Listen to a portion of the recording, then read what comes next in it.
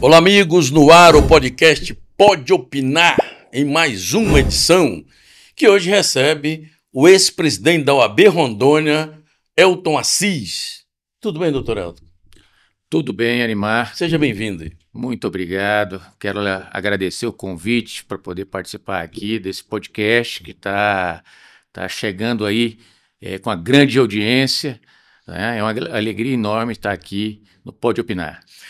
Doutor Elton, para quem não o conhece, fale um pouco da sua trajetória de vida. O senhor veio de onde? Como é que chegou aqui? Sua relação com a capital, sua relação com o Estado. Tem filhos aqui? Um pouco da sua trajetória. Arimar, eu cheguei aqui no ano de 1981, vindo de Goiânia, filho de uma família pobre, coloquei esse estado e constituí minha vida profissional aqui nesse estado e coloquei esse estado como um estado que realmente é o meu estado de coração. Bebeu água do Rio Madeira e ficou? Bebi água do Rio Madeira, me formei aqui no Colégio Dom Bosco, terminei na época, o 2º grau, sou egresso da Universidade Federal de Rondônia, sou da 4ª turma do curso de Direito da Universidade Federal de Rondônia e estou aí na militância na advocacia. Esse ano eu completo 33 anos de advocacia. Doutor, durante essa trajetória toda, tem histórias que aconteceram pitorescas assim, que de repente se deparou com um percalço no meio do caminho, deu um tranco e passou? Sim, sem dúvida. Tem várias situações que a gente pode narrar aqui. Eu iniciei aqui no escritório de advocacia, Arimar, e entrei como estagiário. E no 2º ano que eu estava esse escritório resolveu abrir uma filial no estado do Amazonas, em Manaus. Eu tive que sair daqui e ir para Manaus, abrir um escritório de advocacia, que é a filial desse escritório aqui, né? Um grande desafio. No momento em que aquele escritório estava mais ou menos consolidado, a gente, por fatores outros que não convém relatar aqui, eu tive que voltar a Rondônia e iniciar tudo novamente e montar o meu escritório de advocacia, que está aí até hoje. Foi uma grande dificuldade naquele momento. Teve outros momentos também que você estava no escritório, o escritório estava caminhando bem, você achava que as coisas iam dar tudo certo, de repente você entra uma entre-safra de clientes, entre-safra de honorários advocatícios, passamos uma dificuldade enorme também, quase 3 anos, utilizando basicamente o cheque especial, né, que a gente tinha. Na época era cheque especial. Na época, cheque especial, para manter o escritório e com muitas dificuldades, além de outras que eu poderia falar aqui, foram muitas dificuldades. Doutor Elton, sem ser saudosista, mas olhando para o retrovisor da vida, sobretudo nessa área jurídica, como é que era a advocacia de ontem em conflito com a advocacia de hoje?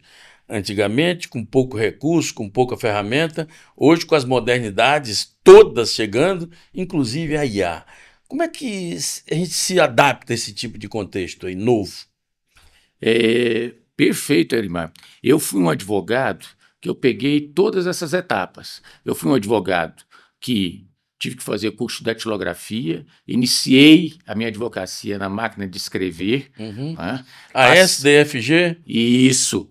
Tive o início também ali do MSX, que era aquele computador grande, que você tinha um disquete gigante que você colocava lá, e que muitas vezes você fazia todo o teu trabalho, de repente aquele disquete não funcionava, você perdia tudo. A impressora matricial, depois o computador um pouco mais moderno.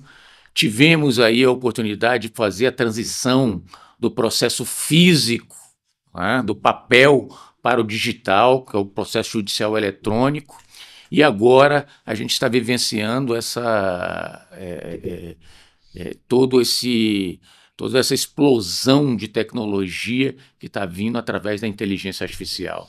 E sempre atento a isso, sempre atento a ser um advogado. Não resiste o novo. Não resisto ao novo. Eu também não resisto ao novo. Entendo que o novo é necessário. Apesar de ser um advogado artesanal, porque nós somos ainda, o termo é esse que está se utilizando, né?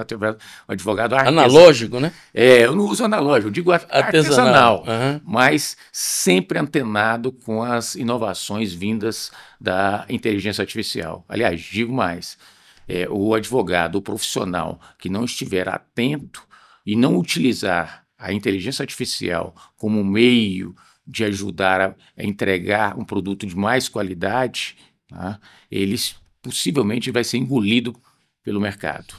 Doutor, durante os embates das lides forenses aí, tem alguma história que restou assim de juiz, do magistrado, do cliente? Tem alguma coisa nova assim que a gente pudesse levar aos ouvintes e telespectadores e do Pode Opinar? Sem dúvida, ao longo dessa trajetória nós tivemos grandes enfrentamentos difíceis, né? Tivemos resistência de alguns magistrados, que a gente teve que tomar algumas posturas mais firmes, né? Tivemos nessa luta, poderíamos lembrar aqui, você, Arimar, que teve uma passagem, por exemplo, pelo Beron, me recordo aqui, naquele período ali de liquidação do Beron, um grupo de servidores que não houve o reconhecimento do direito a receber o PIDV na época. Nós tivemos uma longa batalha, aquilo foi muito difícil. Tivemos, inclusive, fazer manifestações, o sindicato atuando à época, manifestações para que aqueles trabalhadores tivessem o seu direito reconhecido. Poderíamos lembrar aqui também na luta da transposição, todo o processo de construção ali anterior à emenda 60, porque, eu não sei se você sabe, eu acho que é até uma situação interessante para levar o conhecimento da população, mas um dos primeiros passos da transposição do Estado de Rondônia foi uma ida de 2 trabalhadores da CAERD numa reunião em Brasília, né, uma reunião da federação, encontraram 2 servidores de Roraima e lá eles descobriram que os empregados da Companhia de Água de Roraima eram servidores públicos federais estatutários, enquanto os de Rondônia eram seletistas. Né? Fomos buscar investigar isso foi uma das sementes também para a origem da PEC 60 lá, da transposição. Foram muitas situações muito interessantes que a gente passou e com dificuldades. Essa advocacia pendendo mais para o lado sindical, ela vem com ideologia também, não? Veja bem, a ideologia que nós trabalhamos e sempre tivemos como convicção é a defesa dos interesses dos servidores públicos, a defesa dos interesses dos trabalhadores seletistas, e essa defesa no sentido de que eles é um grupo de servidores, uma categoria que merece o respeito do Poder Judiciário, não com a ideologia partidária, não com a ideologia de polarização, mas sim de defesa daquela categoria que ela é mais vulnerável diante do poder do Estado, do poder, muitas vezes, do empregador. Torelto foi presidente da OAB Rondônia de 2019 a 2021. O que o levou a candidatar-se e, consequentemente, tornar-se líder da categoria de advogados? A minha história na ordem, Arimar, ela começa lá atrás.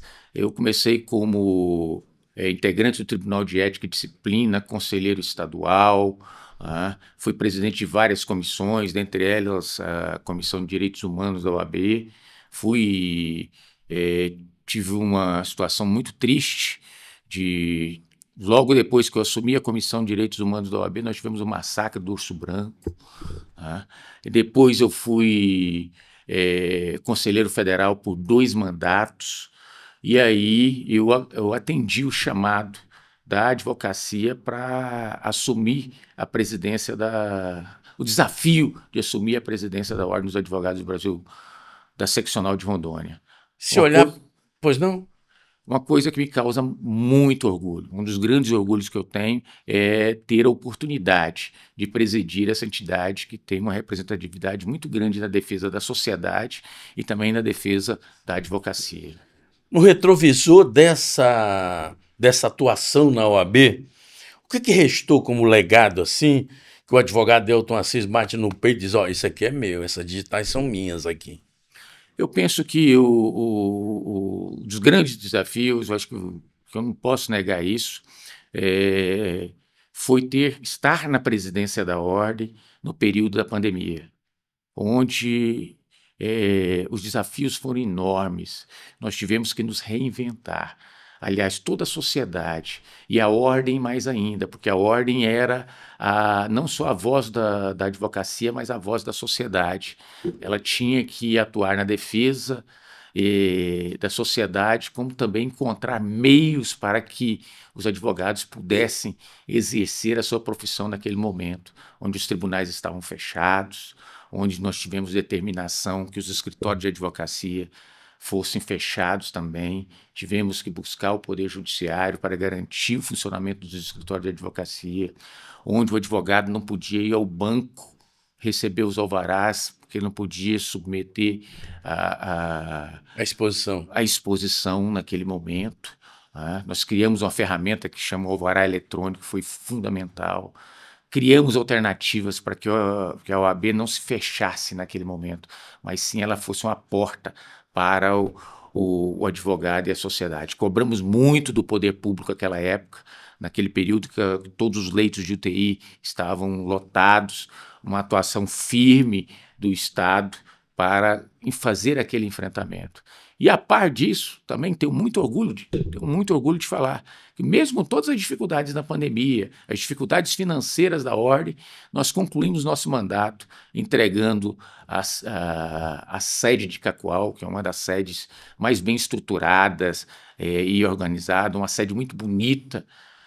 Entregamos sedes em Espigão do Oeste, em Cerejeiras, reformamos várias subseções e reformamos aqui a sede da nossa seccional, que não tinha uma reforma há muitos anos, praticamente desde a sua inauguração. Então, esse legado me deixa com muito orgulho.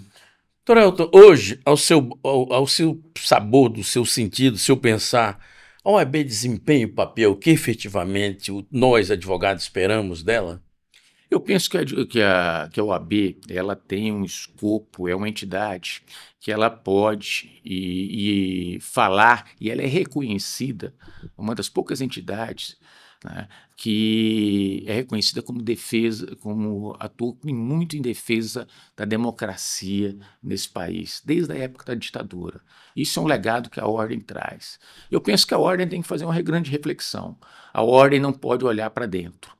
A Ordem não pode se pensar hoje apenas no aspecto corporativo. A Ordem tem que abrir as suas portas, dialogar com a sociedade e fazer os grandes enfrentamentos na defesa da Constituição Federal, na defesa da ampla defesa, na defesa da sociedade brasileira. A OAB é a voz da sociedade civil organizada e ela tem que atuar nesse sentido. Doutor Elton, vivemos hoje o momento da polarização política do país. Quem não é Lula é Bolsonaro e quem fica no meio acaba sendo atropelado. O que se vê muitas das vezes é amigos perderem amigos por conta dessa questão política e tudo mais. Há quem ache que a OAB, nesse momento, do Conselho Federal da Ordem, precisa avançar mais, acha que há omissão e que, diante de tantas e todas as decisões controversas do STF, a OAB não responde presente. Qual é a sua avaliação sobre isso? Olha, Limar, eu vou lhe falar aqui como advogado, que tem uma atuação e vive da advocacia. Eu penso que a polarização que existe hoje no país, ela é muito negativa. Não dá para ser 8 ou 80. Isso tem feito um mal gigantesco no nosso país. Não se vislumbra um líder para acabar com isso também, né? É um grande problema que nós temos. E nós temos um papel importantíssimo de trabalhar para diminuir essa polarização e falar que o Brasil está acima de tudo isso. Não é a direita, não é o extremismo da direita, nem o extremismo da esquerda que vai levar esse país para crescer. Penso que a Ordem dos Advogados do Brasil, ela tem um papel fundamental. Mas ela está avançando nacionalmente? Eu penso que ela tem que fazer uma grande análise crítica do momento que ela está vivendo hoje, né, e voltar a defender as grandes bandeiras de defesa da democracia, dos princípios constitucionais estabelecidos na Constituição Federal, especialmente o princípio da ampla defesa do contraditório, do devido processo legal. Eu vejo com muita preocupação algumas coisas que estão acontecendo no país. Sem entrar basicamente no mérito das questões, mas eu vejo com muita preocupação. Nós estamos hoje... alguns princípios constitucionais estão sendo relativizados. Olha, nós temos que fazer uma reflexão sobre o princípio do juiz natural, nós temos que fazer uma reflexão de como estão sendo conduzidas algumas situações, principalmente na Suprema Corte do país. Foros privilegiados. Foros privilegiados, inquéritos conduzidos, muitas vezes, sem que advogados não tenham pleno acesso. Advogado tendo palavras caçadas na defesa. Tudo isso é uma questão que causa muita preocupação. Mas não posso deixar de dizer também da importância da atuação do Supremo Tribunal Federal na defesa da democracia, na manutenção da defesa da democracia no nosso país, principalmente nos últimos anos, né? Esse papel foi fundamental, mas quando nós vemos um Supremo que hoje ele está em constante evidência, né? Nós precisamos ver que o Poder Judiciário não tem que estar em evidência em tudo. Tem alguma coisa errada. E o próprio presidente do Supremo disse que o tribunal é político. Isso é grave, né? Eu penso que o tribunal ele exerce, se a gente pensar do ponto de vista constitucional, é uma política constitucional também, tem um papel político, mas, no entanto, o Poder Judiciário, principalmente o Supremo Tribunal Federal, ele tem que tomar cuidado com os exageros, né? E volto aqui a dizer também, nós precisamos reconhecer que algumas decisões do Supremo não são decisões tomadas de forma de ofício, tá? O Supremo ele é provocado. Muito disso que está acontecendo também decorre da omissão do Poder Legislativo. Mas aí é exatamente que vai ser a chave da minha pergunta. Em sua visão, até que ponto o Judiciário pode suprir lacunas deixadas pelo Executivo sem cometer esses exageros? Veja bem, eu penso que o Supremo Tribunal Federal ele é o guardião da Constituição Federal. E uma vez provocado, ele realmente tem que se posicionar, não tem como não se posicionar. No entanto, tem que se ter a devida cautela para não cometer exageros nessa interpretação, né? E flexibilizar, né, normas e princípios constitucionais, né, de tal sorte em que esses princípios, né, e valores constitucionais possam trazer uma sensação para a população brasileira, né, de um certo, eu não diria arbítrio, mas que pode causar alguns pontos de censura. As decisões do Supremo Tribunal Federal têm que ser tomadas com muita cautela, porque a repercussão é muito grande e pode trazer situações negativas para o nosso país. Toreldo, como é que o senhor avalia, por exemplo, o papel da OAB no debate das pautas sociais, como racismo estrutural, a violência contra a mulher e a inclusão dos chamados excluídos? A OAB ela tem feito esse debate. Eu estive no Conselho Federal, são 3 mandatos, Arimar, no Conselho Federal, e eu pude observar uma evolução dessa discussão dentro do Conselho Federal. Quando eu assumi, Você olhava para o plenário do Conselho Federal, né, entre os conselheiros federais, você podia contar nos dedos quantas mulheres tinham ali. Nós participamos, inclusive, de uma comissão em que deu origem a garantir 30% de participação feminina, né? Hoje nós temos uma participação muito maior da mulher. Hoje você tem uma discussão também com provimentos do próprio Conselho Federal, garantindo a participação pelas cotas raciais. Tá? Então, há um debate, mas eu penso que ainda tem muito a se evoluir dentro não só do Conselho Federal, mas também em outras entidades. Nós vimos agora, por exemplo, nomeações em tribunais superiores, em tribunais regionais, onde a prevalência ainda é de nomeações masculinas. Veio agora um posicionamento do CNJ estabelecendo a necessidade de ter cota de gênero também nos tribunais, que também penso que é um avanço, mas a gente tem que avançar muito mais para encontrar esta paridade. Doutor, a cada semestre as faculdades, as universidades soltam profissionais do direito. Essa garotada chega nua e crua. Muitas das vezes não tem a quem recorrer. Eu gostaria de saber, do alto dos seus 30 e tantos anos na profissão, qual é a sugestão que o doutor Elton dá aos jovens advogados para que eles, no início, quando encontrem a dificuldade, não percam a vontade pela luta? Sim. Olha, o advogado, por natureza, ele é um profissional que ele tem que fazer todos os enfrentamentos com coragem. A primeira coisa que eu digo é ter coragem. Segundo, ele escolher um nicho que ele possa atuar, que ele mais se assemelha, que mais se identifica, e dentro desse nicho ele desempenhar o seu trabalho, com alguns aspectos que eu penso que são fundamentais. O advogado, apesar de ser um profissional que ele tem que ser corajoso, ele também precisa ter muita sensibilidade humana, tá?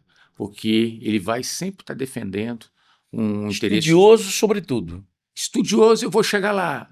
Seria o próximo ponto, Arimar, que eu iria te falar.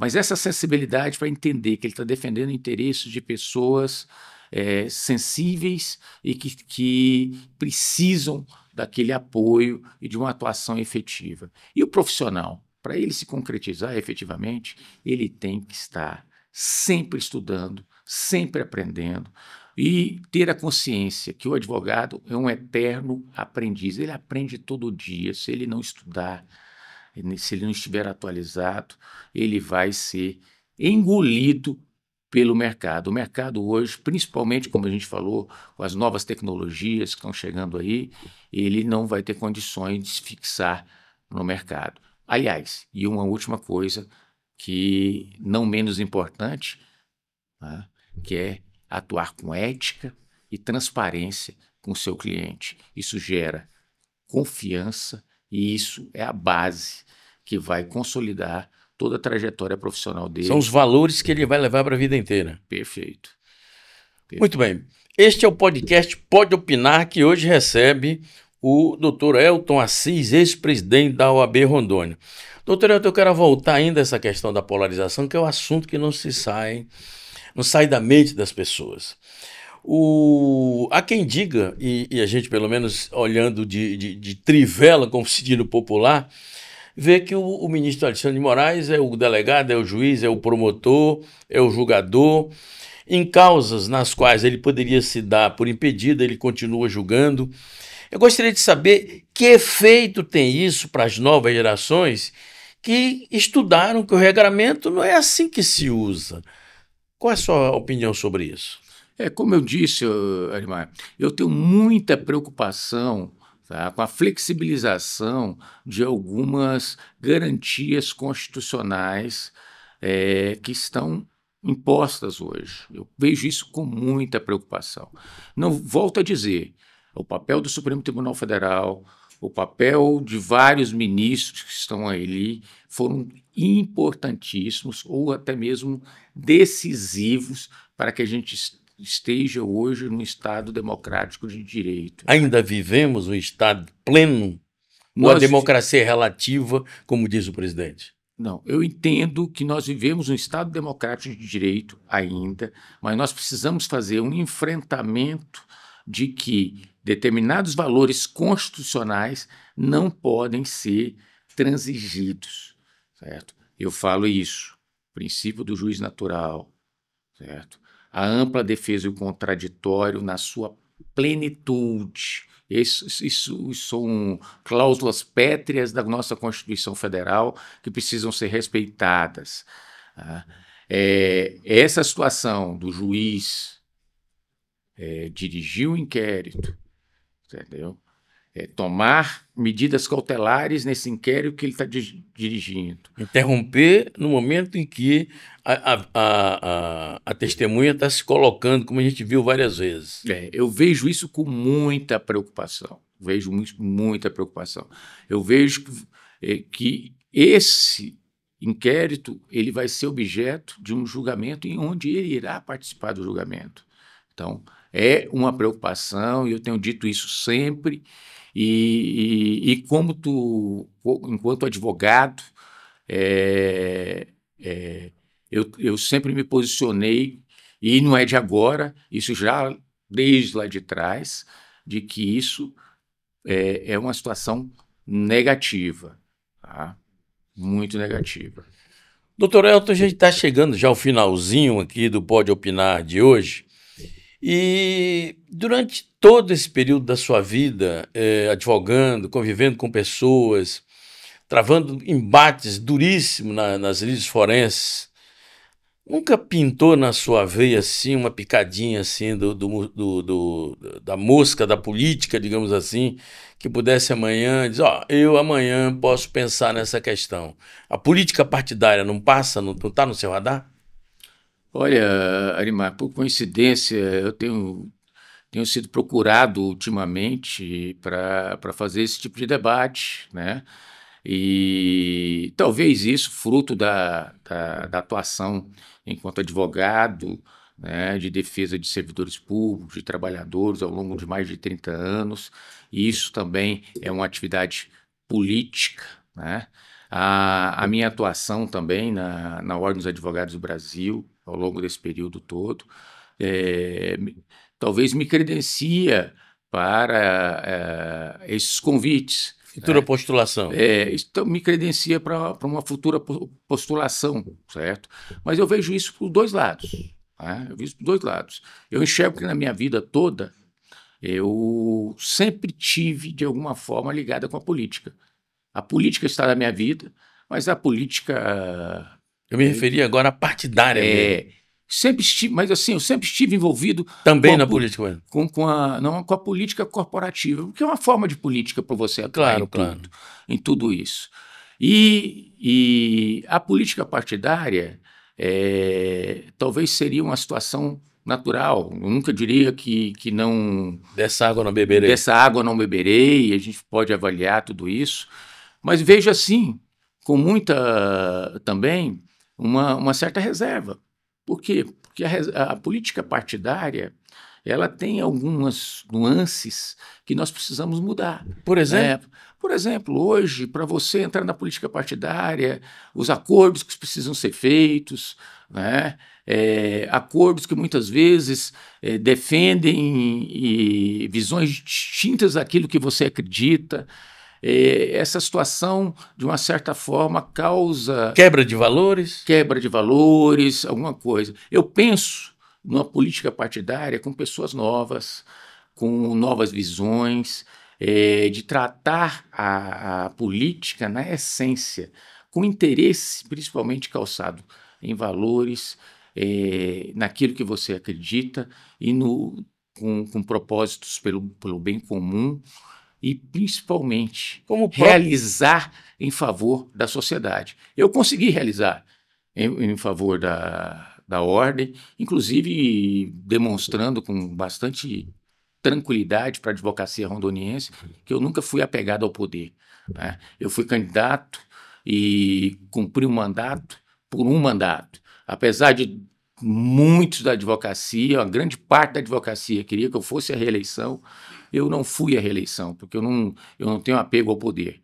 né? Eu acredito que o que eu realizei naquele momento foi importante e abri espaço para outras pessoas poderem realizar, né? Mas, nesse sentido, a gente pode, eventualmente, né, diante de um contexto, uma perspectiva de um nome novo, de uma nova forma de fazer política, fora dos nomes que estão aí, já que todos conhecem, poder contribuir. Já Não é tem uma coisa. filiação partidária, não? Não, não tenho filiação partidária e nem a Aurimar está no meu radar. Agora, não é uma coisa que tem um planejamento, tem uma ideia. É o que algumas pessoas vêm conversando sobre esse assunto e a gente dialoga, mas pode ser uma coisa para o futuro. Quem sabe o futuro? A gente não sabe e nem pode falar nada acerca desse assunto ainda no momento tão prematuro, ainda distante do processo eleitoral. Que análise o advogado Elton Assis faz da representatividade política rondoniense nos dois âmbitos, estadual e federal? Se sente representado por esses políticos que estão por aí? Olha, eu sinto, e aqui eu vou ser muito sincero, né? Eu acho que a minha advocacia, por exemplo, na área de servidor público, minha advocacia, eh, especialmente na advocacia para servidores públicos federais, eu tenho sentido uma ausência, dos parlamentares federais, à exceção de um ou outro, tá, na defesa da bandeira, e dos interesses dos servidores públicos federais, principalmente os servidores transpostos. Vou dar um exemplo para você. Nós fizemos agora uma luta em muitos dias em Brasília, buscando agora o enquadramento de alguns servidores transpostos, um enquadramento correto, para que saísse uma portaria enquadrando esses servidores da forma correta, né? Tem servidor que veio para o nível auxiliar, enquanto ele já estava no nível intermediário, ganhando valores lá embaixo, enquanto ele deveria ganhar um valor melhor, tá? E nós não tivemos o apoio da bancada federal. Enquanto foi publicada essa portaria, a gente lê a portaria, muitos direitos assegurados aos servidores de Roraima e Amapá. E não vimos um empenho adequado para assegurar os direitos dos servidores transpostos de Rondônia. Isso em razão da atuação da bancada de Roraima e Amapá e Mais aguerrida. mais aguerrida e teve um olhar para isso, certo? A transposição foi um marco e uma vitória gigantesca para o estado de Rondônia, gigantesca.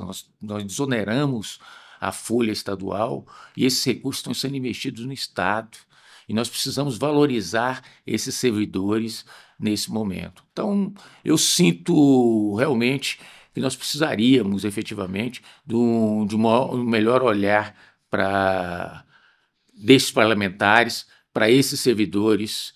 A bancada acabou, os servidores acabaram ficando órfãos de defesa.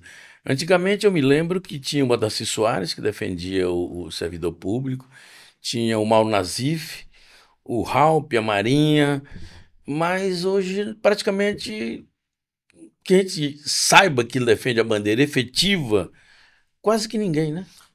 Nós tivemos, como você colocou, nós tivemos lá atrás, o Odacir fez um grande trabalho, o senador Raup, o senadora Marinha, o senador Assir também, Mauro Nazif, ele se caracterizou como um defensor efetivo das causas dos servidores públicos federais, tá? E hoje nós nos encontramos praticamente órfãos e precisa ter um olhar para isso, tá? É triste. É triste. Quando você vê uma portaria dessa, você vai ler a portaria só regulamentando direitos dos servidores de Amapá e Roraima, enquanto que Rondônia tem dificuldade de dialogar e apresentar os temas defendidos por esse, que serão necessários à garantia dos direitos desses servidores. Doutor Elton, a vida do advogado nem sempre só se alimenta de vitórias. Naturalmente que no meio do caminho aparecem os percalços. Se o doutor Elton Assis tivesse que avaliar agora e pudesse dizer, poxa, isso aqui foi uma derrota minha, bater no peito e dizer, isto eu errei, teve alguma coisa nesse sentido? Erimário, eu vou te responder com duas situações para chegar à sua resposta. Eu vou lhe dizer, primeiro, uma vitória que muito me orgulha. Vou falar de uma vitória. A vitória foi agora nós estarmos conseguindo efetuar o pagamento de indenização por danos morais aos servidores da FUNASA, esses valentes servidores, corajosos servidores que vieram para cá na década de 80 e que foram agentes, que foram para as casas de todas as pessoas, certo? Combater o mosquito da malária e tiveram contato com o DDT, um pesticida que intoxicava.